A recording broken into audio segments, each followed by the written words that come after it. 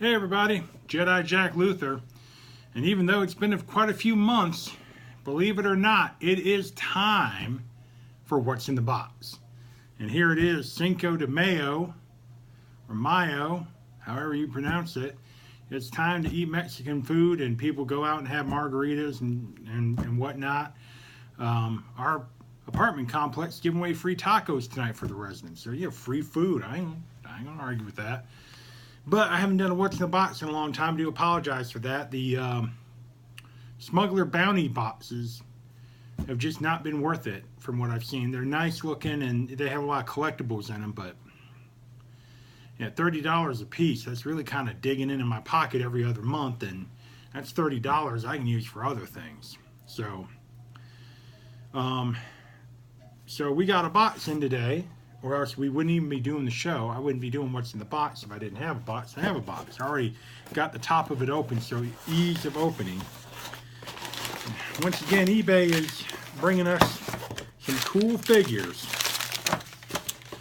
Now, I'll be the first one to admit I'm not a huge fan of the 1990s. I'm a 1980s kind of guy. You know, the toys, the music, the videos, the TV shows. I'm kind of stuck in the 80s. Even the commercials are much better. So I'm not a big fan of the 90s. But there are a few things about the 90s that are okay. Number one, I went to college and I met all the great friends I met there and some really wonderful people. And I consider, you know, my roommate Ken is a brother to me, basically. And I would never have met him if, you know, hadn't gone to college, and I realized that had nothing to do with the 90s, but it happened in the 90s, so we're going to count that one. Also, at the end of the 90s is when I met the woman that would become my wife, and yeah, I know really didn't have anything to do with the 90s, but we're going to throw that one in there too. In between those two dates, music was horrible, and I don't know, it wasn't the best decade. The 80s, I'm very biased when it comes to the 80s. But there are a few things I said, and one of them were some of the toys that came out. Now, the 90s tried to take the toys from the 80s and 90-fied them and made them horrible. G.I. Joe all of a sudden became in concern for the environment, and Cobra would attack the environment. A lot of toys did that. All the toys became environmentally conscious. Transformers introduced Generation 2, which everyone got technicolored, and it looked ridiculous. So, but in the world of wrestling, we have the evolution of wrestling. Now, the wrestling figures we have now are like superposable, very detailed, a lot of accessories. But back then, they were very simple, and that's all they needed to be back then. WWF, which was the name back then, they now had to change it to WWE, but back then WWF released figures in the 90s, starting from about 1990 up to about 1994. And these figures were not like the ones we had earlier, which were giant. They were about 7 inches tall, made of hard rubber. You could throw them at someone and kill them. But these figures were much smaller and had spring-loaded action features to replicate different moves in the ring. Not per se finishing moves, but just they could interact with each other by activating their spring function. And that's what we got in the box today. Sorry for the convoluted story, but I had to get you there. Hang on one second. It's time for some tea. Refreshing. So today we got a 3-pack of these WWF Hasbro figures. And that's kind of how they're described, because they don't have like a brand name like Action Wrestlers or any. They don't have a name to them. They're just, when you look them on eBay and such, it's WWF Hasbro from the 90s. So we got a 3-pack, and this is a really good 3-pack. I guess I should have broken into the bag and not just worried about the box. All right. Okay. Here we go. I'm going to start with this one. I'm going to start with this one. It's one of my favorites because it's one of the first ones I ever got, but it's Hulk Hogan. Now you see they're about 3.5, 4 inches tall. They're brightly colored. They're very colorful. These are very bright, detailed figures, and they're very almost cartoony. These were literally made for kids because, you know, they're good size. You can get your hands on them, and they didn't have a lot of. You didn't have to worry about leg joints and all that stuff. They made about I think, about 3 Hulk Hogans plus a mail away, but this is one of the first ones. This one was Hulk-aplex Hulk Hogan, where he could raise his arms up and slam, raise his arms up and slam. His waist turns, his head turns, and the arms do click into different positions, so you can move them up a bit, but they still will have that spring load. This one's in really good shape. I'm really impressed. He's just got one little small paint mark on the back of his leg, and you probably can't even see that, but it's in really good shape. This is one of the first ones I got. I absolutely love these because, number one, I was really into the WWF at the time when I was a kid, and my mom not only got me this, but for Christmas she got me the Hulk Hogan Wrestling Buddy, which was a big, tall, stuffed pillow of Hulk Hogan, and I absolutely love that. But Hulk was one of my favorites. He was always, this one was like one of the first ones I can remember getting, just because my mom was a Hulk Hogan fan and I was a Hulk Hogan fan. So if you're going to get it, the Hulk Hogan is like the He-Man of the whole set, you know? He's the ultimate good guy. Now, these other two figures, these figures kind of go for different prices on eBay. Loose figures aren't that expensive if they were more common. Like the first couple series are easier to find than like the last series. So even a loose example of a figure from the last series is going to be in the hundreds, where a loose figure from the first series you probably can get for $5 to $8 in pretty decent condition. However, a lot of these figures came with accessories that went with them, and that's where you get into trouble because people lost the accessories, and as we all know, accessories are worth money because they complete the figure. Well, these two figures loose, roughly $5 to $8, maybe $10 on eBay loose without their accessories. You can find that all day long. But if you're trying to find them with their accessories, then you're going to run into a little bit of luck. And luckily, I found these three together. Hulk didn't come with anything, so he's complete on his own. But the other two, they actually came with their stuff, and I got them. I got all three of these figures for the price that one of them would have cost.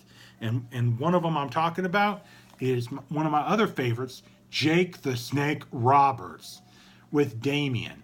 Now, you can find Jake by himself all day long and twice on Sunday. And you can get him for relatively, probably about $10 or under if he's in relatively good shape. But try to get him with his snake, and you're paying $20, $25, $30 just to have him complete, because he's not complete without the snake.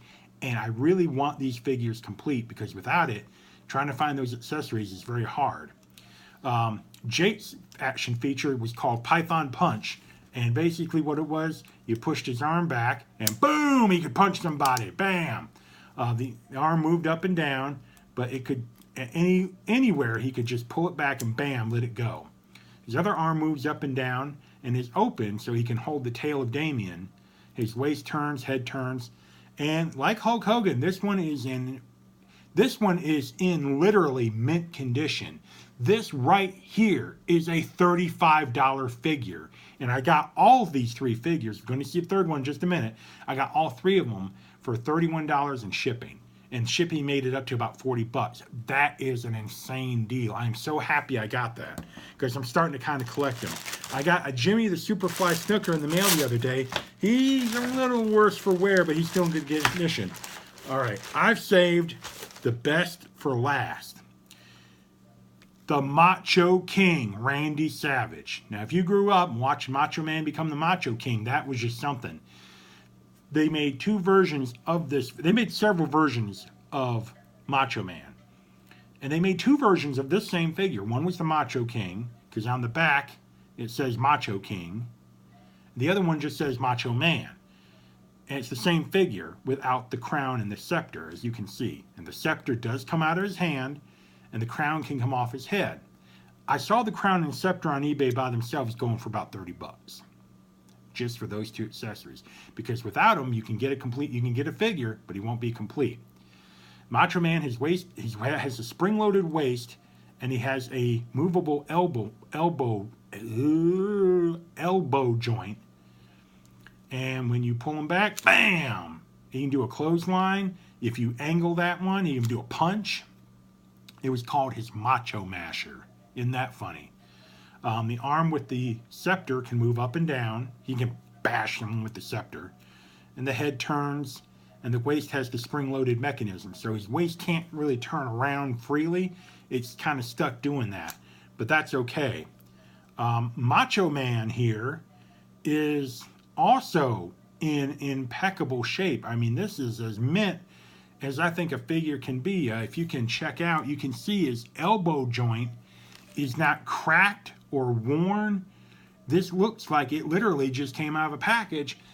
And this is about a 40 in this condition with his accessories.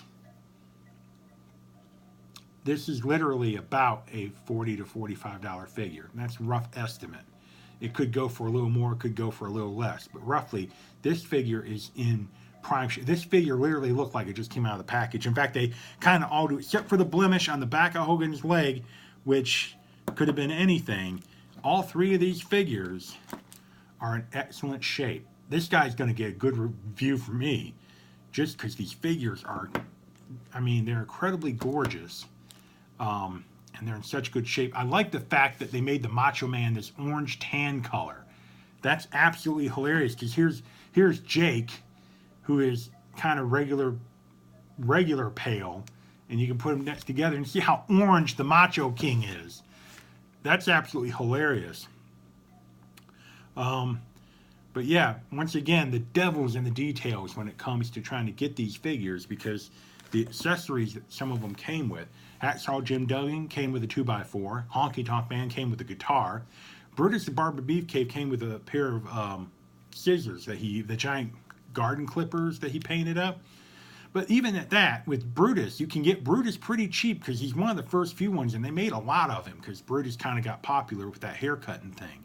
So I've seen Brutus with his scissors, and they're not that expensive. So there are like exceptions to the rule.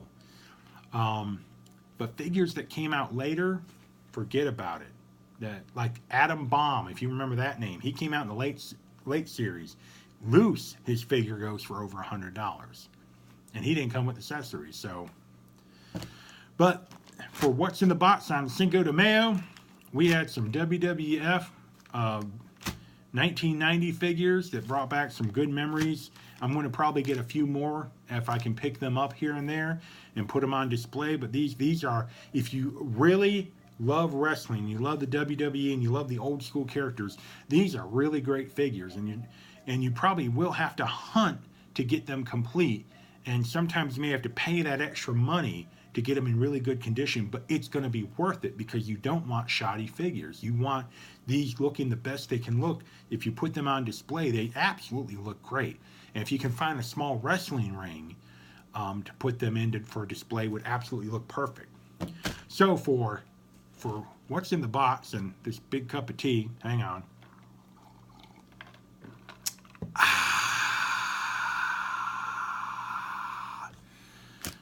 I'm Jedi Jack Luther. I hope you had a happy Star Wars Day yesterday as we move on throughout May and we begin slowly counting down to the new Star Wars movie come out, The Last Jedi. I'm waiting for that one. But from everyone here at What's in the Box, have a good weekend, and we'll see you next time when something comes in the mail and I have to just find out before anyone else does what's in the box.